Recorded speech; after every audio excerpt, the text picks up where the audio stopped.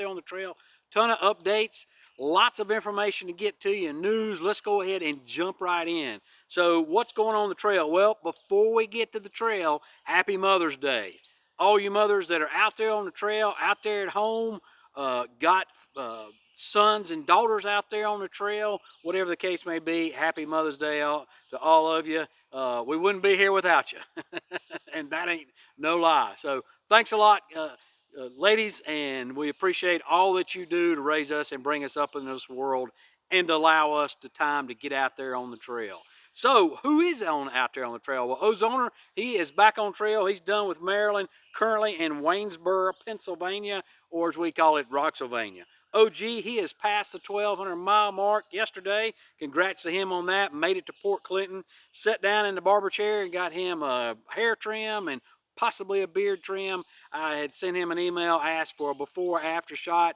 Didn't get it because undoubtedly he's out there on the trail making miles and didn't get it to me. So I'd like to see what the old OG looked like before and then the after the new OG. So all OG stands for old guy. So I know if you spell all that out, it ain't make a lot of sense. Old guy, old new guy. But in any case, we'll see what OG gets back to us with that. Patriarch, he has left Pearisburg, Virginia yesterday and on his way to Daleville. Jeff and Mila, they have reached New Jersey and they are done with Roxylvania. They said, though, that it's not the rocks that they'll remember. It is all the great people that they met while they were there. All these people that came out to give them trail magic in there. And so they wanted me to give a shout out to Smooth and Amy, who shuttled us and treated them for dinner.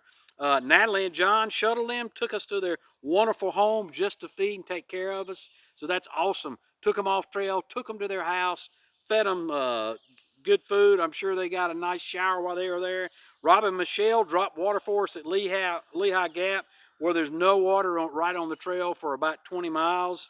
They say the weather's been good, trail is busy, and they have caught up to the flip-flop bubble in the last 2 weeks. So it just sounds like that they have just really had a great time there in Roxylvania. A lot of good people there from the hiker community that have welcomed them in and just done trail magic for them. So that's awesome to hear stuff like that. JFK, McDuck, and the Okie, they have made it to Shenandoah National Park. Lost in Town, formerly Lost and Found, he has made it to Harper's Ferry, along with Beaker, Vegas, Apple, Rafiki, Coyote, and Radio. And Lost in Town is reporting another dog bite incident. They said a hiker's sea level was bitten at a shelter in Northern Virginia, and it was unprovoked. So he did see her, or Lost in Town did see sea level a couple days ago, and she said her hand was healing nicely. So we're going to cover a little bit more about dog bites here in just a little bit, but again, that's the second dog bite that we've talked about. We just talked about OG having a whole pound of his trail weight reduced by the dog bite he got. Don't know what that dog bite that sea level had was, but in any case, that is not good. Topo, he is just finished out of the whites and is entered Maine today. So that is awesome. The whites have been getting some snow here lately. He said it took him 9 days to maneuver to get through the whites. Tough hiking for sure. And it must be tough because he's young and he's got his trail leg by now. So they've been getting a lot of stuff going on up there. Mount Washington has been getting some snow up there.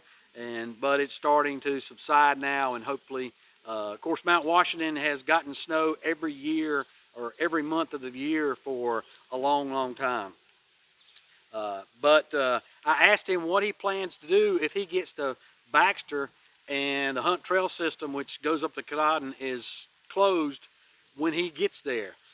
You know, what's he going to do? Is he going to wait around? Is he going to leave and come back to finish up? You know, the Hunt Trail System doesn't open up typically until sometime in June, and he's already to Maine, and he is hoofing it. So we'll see what happens with Topo. Sid Farr, we featured him last week in a veterans organization that he is doing hiking for, and his trail name is Ranger, and he is in Middle Virginia, north of Marion. Lucky colleague, he's through the Triple Crown. Commander, he has made it to Hot Springs. Mice, he on his flip-flop from Harper's Ferry, he was number 79, and he's made it to New Jersey, where he met Sam, Canary, Frodo, and Oz. We've been following Frodo. That's not the same Oz that Oz the hiking sailor. He's further south. And shin splints there at Delaware Water Gap. He said trail conditions are great up here so far.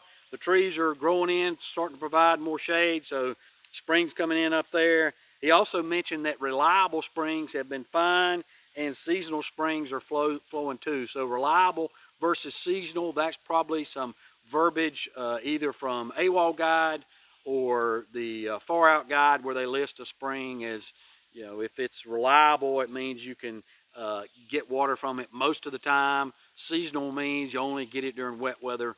You wouldn't get it in the middle of summer. Mouse Whisper, she had to go home for her infusion, and she is south of Hot Springs, and as soon as she gets done with that, she's going to be getting back on trail. You'll recall that she has had cancer and is also a hiker that is hiking with the irritable bowel syndrome and all those things that people have that are issues for them in their gut. She has them, and so she has to have a lot of infusions on a regular basis, and so she's out there making it happen. So, but she is off trail, and she will be getting back on trail as soon as she can. Sassafras Jim, he is coming into Hot Springs and says the Cosby Knob Shelter is being closed, made for a 15-mile day. We'll talk more about Cosby Knob Shelter there in the Great Smoky Mountains National Park being closed here in just a few minutes. Surefoot, he is north of Luray, Virginia. And you'll recall we talked about his hiking buddy, Pennsylvania Prepper, had to have 2 surgeries on his heel for some infections. And it turns out that the infection was MRSA. So MRSA is basically that skin-eating bacteria. And my son has had it before, and it's something that you get typically from lake water or contaminated water where that bacteria is, and you usually get it in an open wound. So my son was in Boy Scout camp. He's in a canoe race, had his knees on the bottom of the canoe, rubbed them raw, and then water coming in from the lake got in that wound, infected it with MRSA. And when he got home, I looked, it was just a small spot, and by the end of the day, it had gotten like the size of, you know, it went from a dime to the size of a $50, and I put some marks around it, and the next day it was like huge, like had quadrupled in size. And so we took him to the emergency room. They said if we'd been any later, they'd have been cutting out meat. Well, in this case, Pennsylvania Prepper, they cut out meat because that's what he had, MRSA. He had not been in any lakes or streams or anything like that he had gotten wet in. And turns out that they had been in a hostel where another hiker had indicated to them that he had had MRSA. And so probably what happened in that hostel was it was not as clean as it should have been, and they probably got MRSA from the shower or some other contaminated surface. MRSA can survive on some surfaces like towels, razors, furniture, and athletic equipment for hours, days, or even weeks, according to the CDC. So when you are in those showers, you know, you don't want to get athlete's foot. Sure as heck don't want to get MRSA. So if you're in a hostel, make sure I would wear my camp shoes in that shower to make sure, particularly if you got any type of blisters, and most people have blisters or got some type of open wound on their feet like that. So just be careful out there, folks. Never know who's been in that shower before you. Scott Hatfield, he is now known as, trail name is Bear Magnet, and because since the beginning on the trail, he has seen 10 bears and had a really interesting experience with a bear there at Swinging Lick Gap, where he wouldn't leave him in his tent alone for like 3 hours. So by now he should be in Fontana. Yellow and Canvasback, they have made it to Harper's Ferry. Mountain Lion, Barely, and Strider, they are in Damascus, crossed the 400-mile mark, and they saw a bear on the trail just a few miles before they got through Damascus. So lots of bears out there, folks. We'll talk about those more here in just a little bit as well. Blue Hat and Sticker, they have made it to the halfway point and completed a half-gallon challenge. Last bite. Go get yourself a spoon. Get yourself a spoon. So they are running into a lot of flip-floppers lately, and you can tell them, he says you can tell them just by seeing them. They look like thru hikers, but they're packs are clean and overstuffed, and they walk slower. So he says he's meeting lots of great people on the trail and getting some trail magic. So that's awesome to hear, Blue Hat, and thanks a lot for that video. Cobweb Rose, Snapshot, and Mountain Crusher, they have made it to the 600-mile mark. Boston, he has made it to Duncannon. Anywho, Jersey is about halfway through Shenandoah National Park. DOB is a few miles in front of him. They had been hiking together, but he says all systems are go. Looking forward to the next milestone on Harper's Ferry. He sends in this video. Hey there, Ramdino. Great show as usual. I just wanted, this is Jersey from Jersey Redneck Adventures, and I want to wish all the moms, my mom, a happy Mother's Day, including my wife Shawn, trail name Redneck. Happy Mother's Day. You earned it. Have a great day. Now you'll recall that he's wishing a happy Mother's Day, and he names out all mothers, including Redneck. Redneck was his wife who passed away this last year. They attempted a through hike a year or so ago. I think it was about 2 years ago. And now they didn't finish that, so he is now starting over and carrying her ashes with him, leaving a little bit of her along the way, and gonna, I suppose, also do likewise when he gets to Katahdin. Oz, the hiking sailor, he is coming into the roller coaster there in Northern Virginia. Wedge is out of the Shanties. Hiram Hikes, he is north of James River, and he says the bear warning sign there at Match Creek Shelter was posted at Petite Gap, but it said it was still open. So when he got there, there was an ATC Ridge Runner there that said it was closed, but they had also been cleaning it up and spraying down John's Hollow Shelter, as they had a case of norovirus that had made quite a mess there. So, oh my gosh, you probably just need to burn the thing down. Be careful. Last week we said norovirus can live on shelter floor, picnic tables, things like that for weeks. Keep that in mind. You don't know who has had norovirus and whether that shelter's been cleaned up properly. And because those backcountry shelters don't typically get a regular cleaning and disinfecting, it may just best to assume it hadn't been. Ron 78, he has made it through the Triple Crown. Wrong Way is in New Jersey and hit the 300-mile mark on her flip-flop. Calamine, Two Shoes, and the Inspector, they made it to the shelter there in Glasgow. And they say the showers broke, but the power was working, and so was the water pump. So, what's going on with news out there on the trail? Well, Whispers, he's our NOBO or northern correspondent, and usually gives us stuff from up there in the Whites. He says that the status in the Whites is that the snow continues to melt. The snow line has moved up now from 3,000 to about 3,500 mark, depending on the sun and shade, and getting higher. He said Mount Washington got a ton of snow and is melting rapidly. Wind speeds and wind chills over the past 24 hours. I looked at the weather. They've been clocking in at somewhere around 60 miles per hour with wind chills in the single digits and even the negative range at night. Now, that's, of course, coming from Mount Washington. Most people don't stay at Mount Washington, but still, that just gives you an indication of how it is up there in the Whites right now. And he also indicates that Vermont, they are still in their mud season up there. So Vermont closes trails, including the Appalachian and the Long Trail out there. Ask people to stay off of them during the mud season, which is right now, because they get a ton of damage from people hiking through the mud. And even when they open it up, those trails can still get very, very muddy. Come Along and I did, the first time we did the lower half in Vermont, it was nothing but vermud the whole time. To be honest with you, made for a miserable experience. Didn't know that I would go back and finish it, but I did, and enjoyed my second trip up to Vermont that I finished last year. But in any case, the trails up there right now are closed, very muddy. He also said some of the hostels in the Whites are starting to open for the summer season, ending their usual spring closures. Trey Wilson, he is now the first recorded man to hike assisted in a chair to the southern terminus of the AT at Springer Mountain.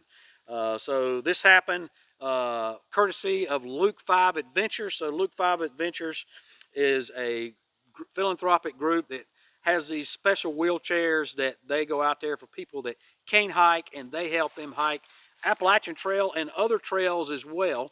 but this was one that that they chose the Appalachian Trail. Chose Trey to take him up there to Springer's Mountain, brought him up there in the chair, and so you can tell that he just really had a good time with that, and that's awesome. What a really neat philanthropic group that is to do something like that, and just it's such a great thing that the hiker community has for groups like that that are help people that can't access the backcountry or can't access the same views and stuff that we have to help them get out there. So thanks a lot, Luke 5 Adventures.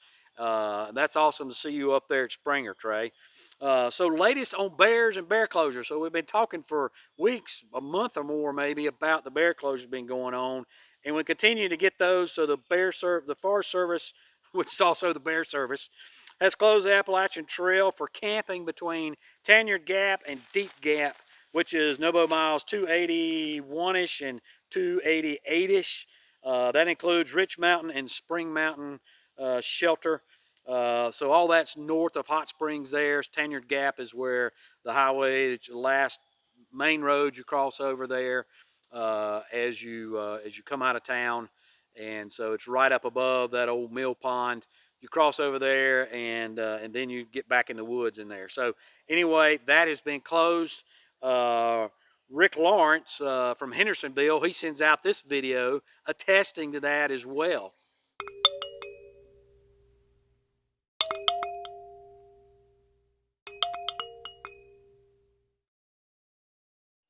And those are bears that he said he had 3 bears in his backyard that night. So Cosby Shelter in the Great Smoky Mountains National Park, that's closed due to bears. Well, actually somebody got bitten. That's mile 231. And I had seen that where a person got bitten on another Facebook page, and then I asked Roll Tide, our ATC Ridge Runner correspondent there in the Great Smoky Mountains National Park, if he could confirm that, and he did confirm it. He also confirmed that that bear had to be euthanized. It was a 400-pound bear, and Cosby Knob Shelter routinely gets closed every year. Don't know if it's for this same bear. I hope it is, that this will take care of the problem there. If you don't ever want to see a wild animal have to be euthanized because he's become conditioned to be around people.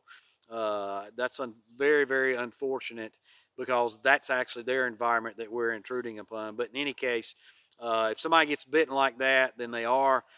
He indicated that it was not the hiker's fault, and that the hiker just stepped into the bear's territory, and that the bear was just doing what bears do, was defending its territory there. So just happened to be the hiker was in the wrong place at the wrong time, and the bear just reacted by its instinct. So in other words, the hiker was not prey. It was just strictly instinctual, and he wasn't particularly going after the hiker's food, although obviously he was not scared of the hiker because he was in close enough proximity to bite him. But the hiker was fine. The picture I had seen on the Facebook post was he was actually not under medical care and was giving a report to the ranger. So obviously it was not much of a bite. Still, anytime something like that's happened, the bear's typically is going to get euthanized. Bears continue to be active in other parts there. Also from Deep Gap to Mooney Gap, which is Nobo mile 66 and 98. So far, the ATC has received bear encounter reports of food conditioned bears, most recently at the Standing Indian Mountain, and through Beach Gap, and then and also at Betty Creek Gap on mile 97.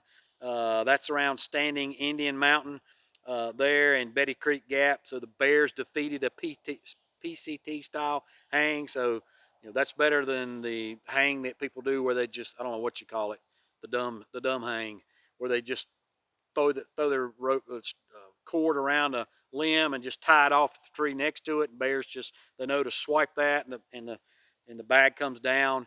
PCT style is something that if you left from Springer, you were taught that PCT style, and it doesn't require that to go over there to anything hanging down other than your bag hanging down.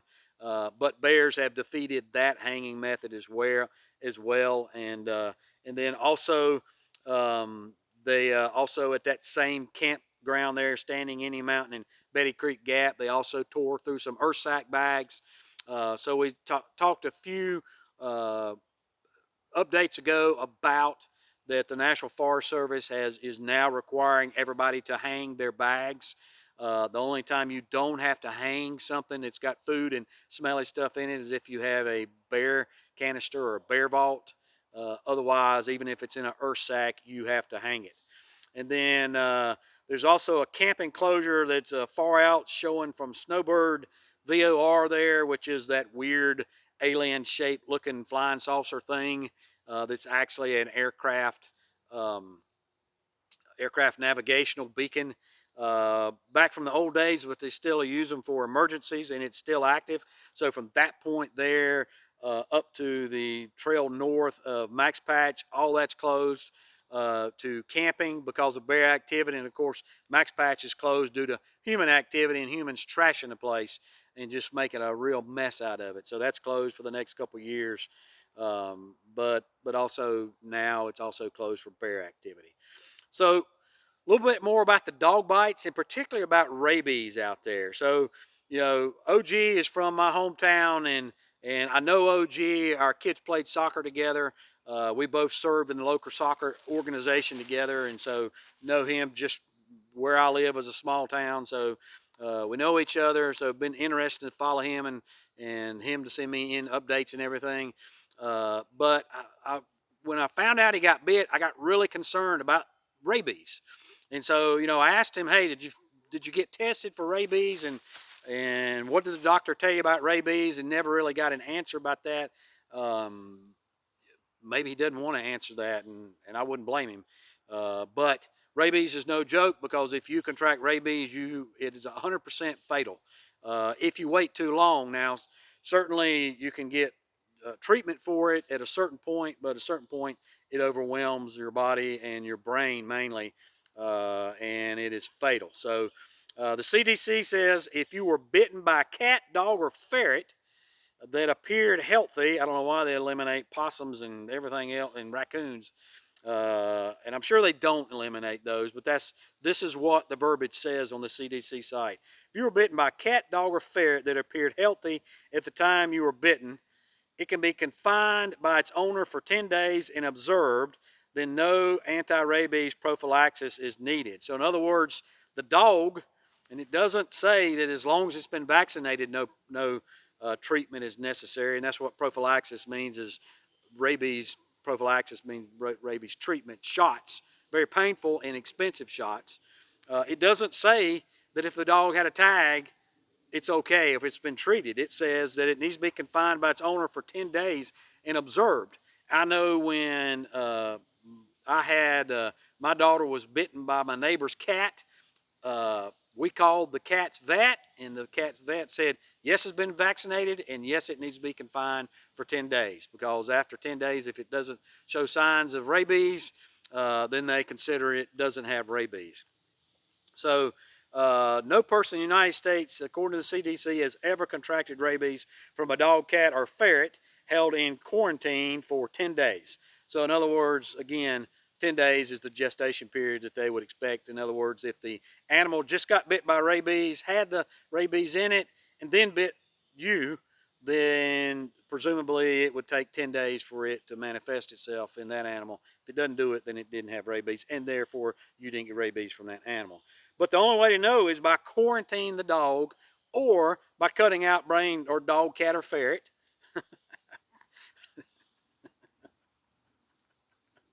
Well, it's not rabies, it's not funny, but it's just funny all they say is ferrets. I guess that's because ferrets are people's pets too.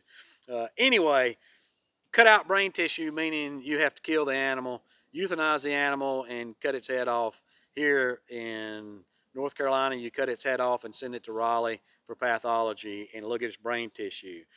Or you can get tested. A person can get tested. There's several tests that are necessary for a diagnosis. So it's not just one test. So it's serum and spinal fluid are tested for antibodies to the rabies virus. Skin biopsy specimens are examined for rabies antigen in the cutaneous nerves at the base of the hair follicles. So if you get bit here, you got to have a spinal tap, and they have to cut out some skin, take a biopsy that's got hair on you to see if you've got it there. The symptoms are the incubation period for rabies is typically 2 to 3 months, but may vary from 1 week to 1 year. That's pretty scary, depending on factors such as location of the virus entry and the viral load. So that's pretty scary that it may take that long for rabies to start manifesting itself in a person. And by then it may be too late. So keep that in mind, folks out there. All these people been getting dog bit. If you're on the trail around dogs, it's not worth it to go up and pet that dog. If you have a dog, it's not worth it for just whatever reason your dog decides that it's unusual. And I know everybody goes, oh, my dog would never do that. But there's a lot of times I've been yipped at and nipped at by dogs that would never do that, and they were perfectly friendly according to their owners. So please, have your dogs under control, but just if hikers are coming by, just step to the side, pull your dog off the trail. Hikers, don't go up and pet strange dogs. Just leave them alone. Your pack scare them. Your smell probably scares them too, so just don't do that.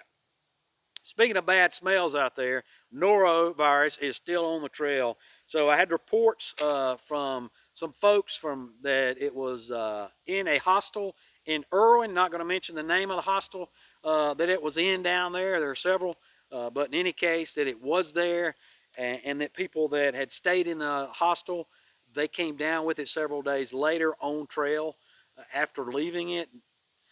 So yeah, it's in. I've tracked it to Irwin. Of course, I've tracked it all the way from the hostel just outside the Great Smoky Mountains. And now I've tracked it all the way, like I said before, all the way up to James River, up there at the James River footbridge around that area. So it is up north, and you just need to be careful out there with everything that's going on, dog bites, and norovirus. So there's a lot of things out there that'll get you on the trail. Fortunately, people typically don't die from the norovirus. But it is something that you do not want if you're, no matter where you are. Folks, this upcoming week is Trail Days, so I will be at Trail Days. Looking forward to that. Please come on down, and if you see me out walking around, I'll be out walking around down there on Vendors Road. Please come say hey to me. Love to meet you and just chat trail with you. Or come along and I will be down on the family area, down the ball field, be under the big red pop-up shelter. So come and say hey. Come on down, and we'll chat trail or chat anything else you want to other than politics. All right, folks, that's all I got this week. As always, appreciate you, and we'll see you out there.